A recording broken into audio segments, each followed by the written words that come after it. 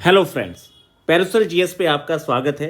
मित्रों, खास तौर पे जब भी आप बीपीएससी के प्रश्नों का उत्तर लिखते हैं तो आपके प्रश्नों में जो आपके कंटेंट की सही एक मात्रा है उसका आपने इस्तेमाल करना है। जैसे आप सामने स्क्रीन पे देखिए, लास्ट 3 इयर्स के पेपर्स को रिव्यू करके उसके प्रश्नों में आपका कंटेंट क्या होना चाहिए, इन प्रश्नों के थ्रू देखते हैं कि आखिर आप अपने प्रश्न में डेटा वाइज किन किन चीज़ों की आपके कमी चलते आपको मार्क्स बहुत अच्छे नहीं आते।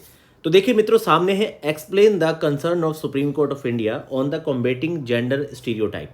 लैंगिक रूढ़िबद्ध धारणाओं से मुकाबला करने के लिए भारतीय सर्वोच्च न्यायालय की चिंता का उल्लेख कीजिए।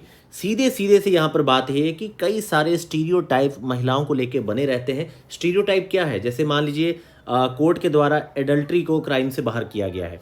इसके अलावा बहुत सारे मतलब जैसे मान लीजिए महिलाओं को एक महिलाओं का जहाँ भी वस्तुकरण किया जाता है उन सब के खिलाफ सर्वोच्च न्यायालय कई सारी धारणाओं को चेंज करते हुए चीज़ों पर अपने अपने कानून दे रहा है। जैसे मान लीजिए पहले कई सारे विच क्राफ्ट के चलते असम महाराष्ट्र में कानून बनाए गए हैं जिसमें कई सारी महिलाओं को चुड़ैल का खिताब देके जला दिया जाता था। इसके अलावा और भी कई सारे स्टीरियोटाइप हैं, जैसे कि Vishakha state versus Rajasthan case है आपका 1997 का। अगर आप यहाँ पर विशाखा वाले केस में देखेंगे तो इस केस में क्या है कि भाई साफ बात थी कि भाई जो आपका वर्क प्लेस पे हरासमेंट होता है महिलाओं का, उसे रोकने के लिए ये आपकी जो केस है इसी में विशाखा गाइडलाइन आपकी आई थी। इसके बाद आपका सेकंड जो केस है यहाँ पे, ये आपका केस है Joseph shine versus union of India 2018, जिसमें जो आपकी एडल्ट्री है इसको एडल्ट्री को आपके क्राइम से बाहर कर दिया गया। एडल्ट्री को जो पहले क्राइम माना जाता था इसे एबोलिश कर दिया गया। इसके बाद तीसरा अगर आप केस यहाँ पे देखेंगे तो देखिए मैरिटल रेप, मतलब मैरिटल रेप के केस में 24 मतलब वीक्स की भी अगर प्रेगनेंसी है तो परमिशन दी जा सकती है एबॉर्शन की, ये कोर्ट ने कहा था।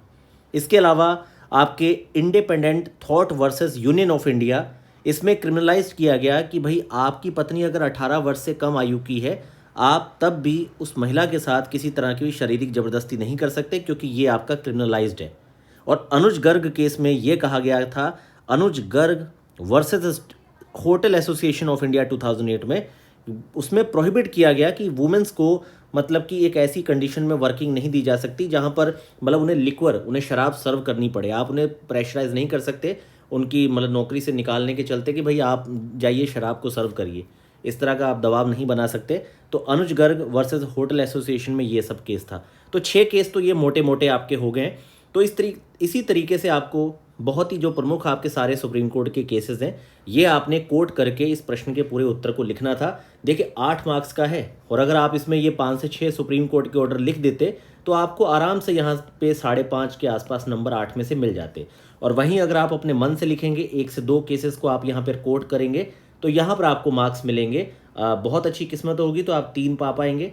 और वैसे आप सोचिए कि एक प्रश्न में अगर आप 2.5 नंबर छोटे प्रश्न में कम पाएंगे और बड़े प्रश्न में तो यहाँ तक फ़र्क आ जाता है कि एक स्टूडेंट को 12 नंबर मिलते हैं, एक को आपके 24 से लेके 28 तक नंबर मिल जाते हैं। तो समझ जाइए यही सब बड़ा अंतर जो होता है जब लास्ट में किसी स्टूडेंट के 115 है, किसी के 165 है, 40 50 मार्क्स का अंतर, वो भी सिर्फ 3 पेपर जो डिसाइड करते हैं आपकी कटअप को।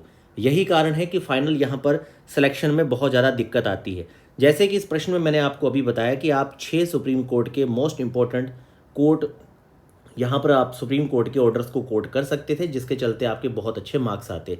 इसी तरीके से मित्रों आप लोगों ने एक काम करना है कि जो आपके लास्ट, मैं ज़्यादा नहीं कहूँगा, आप अपने हाथ से ज़्यादा नहीं, 67, 68 और 69 आप सिर्फ 3 साल के इसमें से आप करंट को हटा लीजिए। जो आपका करंट अफेयर है आप इसे हटा दीजिए। बाकी जितने भी क्वेश्चन है इसकी आप लोग फ्रेमिंग करिए, क्योंकि फ्रेमिंग क्या करेगी, आपका पूरे दिमाग का है ना एक स्ट्रक्चर बनेगा, बहुत ही शानदार वाला स्ट्रक्चर बनेगा जिस पे आपको चीज़ें पता चलेंगी कि किस तरीके से आपने मतलब आगे तैयारी करनी है।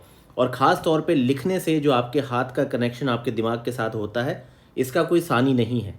इसीलिए आप कुछ मत करिए, आपको मैं एक टारगेट दे रहा हूँ और आप इसका पीडीएफ बना के मुझे मेल कर सकते हैं ताकि मैं आपके नोट्स को चेक कर सकूँ उसमें क्वालिटी गुणवत्ता कितनी है। और इसीलिए मैं आपसे कहूँगा कि आप कुछ नहीं 67, 68, 69 बीपीएससी में करंट और स्टैट के क्वेश्चन को स्किप करके बाकी सभी प्रश्नों की फ्रेमिंग करिए। अपने आप को आप टास्क दीजिए अगले 10 दिन में इन 3 साल के पेपर्स की पूरी फ्रेमिंग करने के लिए, और आप इतने प्रश्नों को लिख के देखिए, मैं आपको गारंटी देता हूँ कि आप बहुत हाई फील करेंगे मेंस में।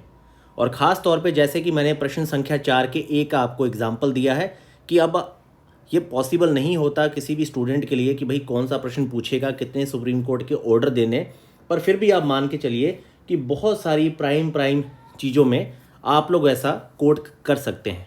ठीक है, तो आप इस तरीके से अपनी शुरुआत करिए। बाकी किसी भी तरह की आपको समस्या हो तो आप हमारी रजिस्टर्ड मेल आईडी पे मेल कर सकते हैं।